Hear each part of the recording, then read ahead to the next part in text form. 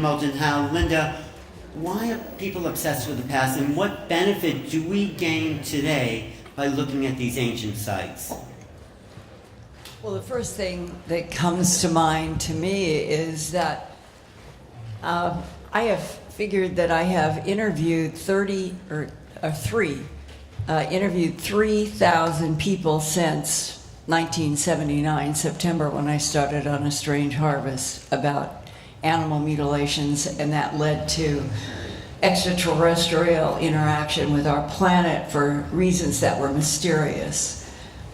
And in the 3,000 interviews that I have done, there are patterns of information, and many people in the abduction syndrome will say that they are drawn to a word like OSIRIS,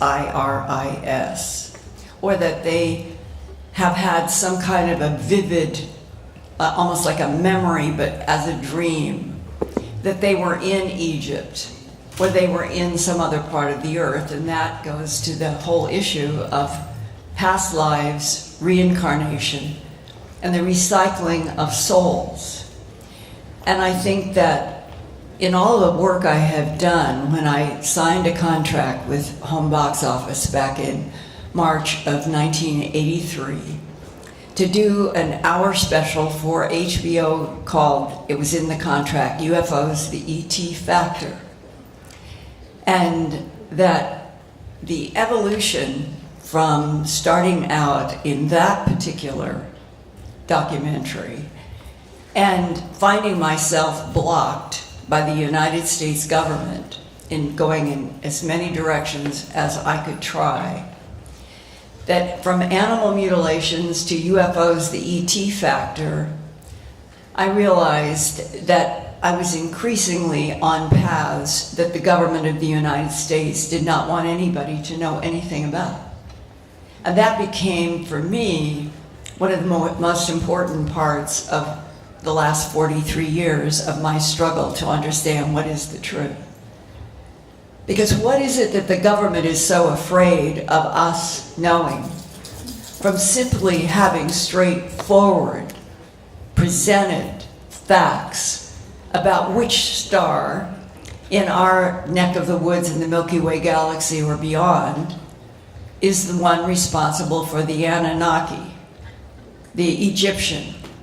The assumption that I'm making is that there have been many different experimentations with genetic manipulation on this planet. I have read documents that said these extraterrestrial biological entities have manipulated DNA in already evolving primates to create Homo sapien. And that's a direct quote. It's been burned into my mind since April 1983. What do we get from the ancient civilization part?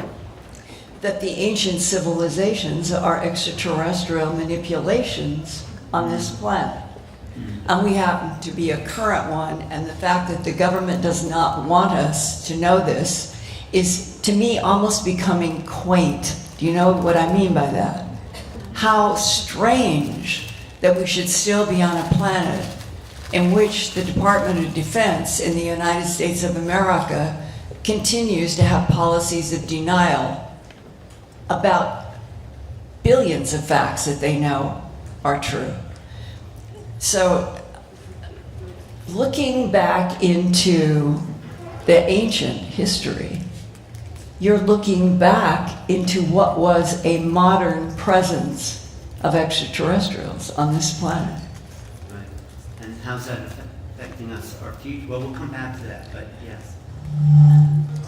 Well, they are somehow still interacting with us, but they're doing it also in a secret way as the government, except for abductions, animal mutilations, and all of these phenomena that are on one level disturbing, while there's other information about tall whites and Nordics as being collaborative and trying to help. So it is confusing whether you're going back into Egyptian history or Mesopotamia or Göbekli Tepe. Can we face the audience? We don't have clarity. Thanks, Linda. Yeah. It's It's an ongoing education.